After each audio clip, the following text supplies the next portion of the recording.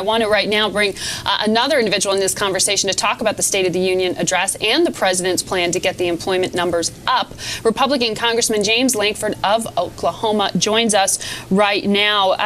Congressman, you are one of the freshman Republicans at the center of so many of the fiscal battles here in Washington over government spending. Is there anything from the president's speech that is likely to become policy? There'll be a few things. It was interesting last year as a freshman. It was the first time I heard sitting in State of the Union time, and he was talking about corporate tax reform and we needed to deal with this. It was almost the exact same speech this year on dealing with business taxes, but there was no proposal that came from the White House last year, and there doesn't seem to be a proposal coming out this year. So it's a little frustrating to be able to watch that. So it's one thing to say, yes, we're going to implement some of the policies. The other thing to say, let's get the executive branch actually engaged in the legislative process, which is typical. Instead of being a bystander in the process, let's engage early on and try to get some proposals out there.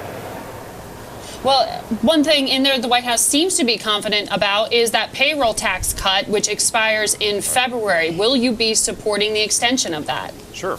Yeah, here's the thing. In the House, everyone loses track of the fact the House passed the full-year extension. We did a full-year extension of the payroll piece, full-year extension with reforms of unemployment insurance, and a 2-year extension of the doc fix, sent that over to the Senate, and then the President and the Senate opposed it and said, no, let's just do 2 months. So what we sent over was a really great bill and did the full-year extension on it rather than piecemealing this out in 2 months at a time. I think doing tax policy 60 days at a time is absurd. Doing a year is really difficult, but 60 days of tax policies is really silly.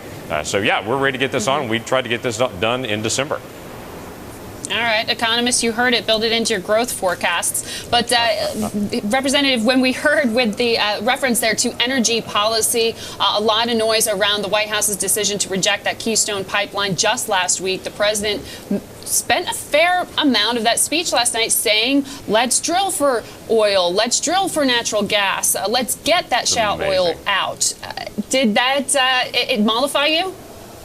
Oh, it was great to be able to hear him say the all-above energy strategy when the president himself personally blocked the Keystone pipeline. That requires a presidential permit. He blocked that. He never brought that up. But it was fascinating to me.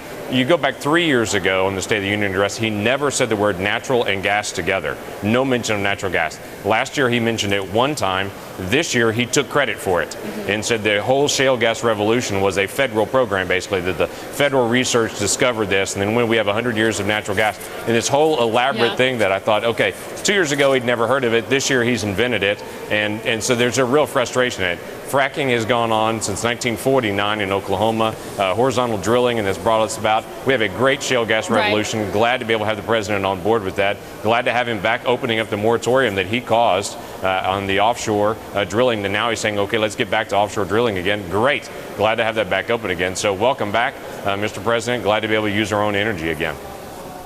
Representative, very quickly before I let you go, we've been expecting a lot of automatic cuts to be triggered here, tremendous defense cuts on the way. We're waiting to hear from the budget on February the 13th. We'll get some of those details. What are you expecting? Yeah, a little surprised again with the president. He's going to be delayed in putting out his budget. It's required actually earlier in February. He's going to delay it a week or so, and so we'll hopefully get a chance to see that out. Our proposal is we want to fix this so we don't do the defense sequesters. So in the Budget Committee of the House, we even met last week to start talking about the process. How do we resolve this issue so that we don't have these major cuts landing mostly on security?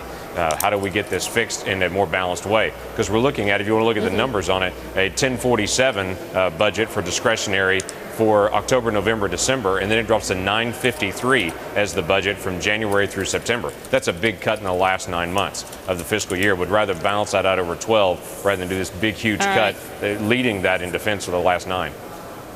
All right. Thank you very much, Congressman, for giving us a bit of a Republican response to last night's State of the Union address.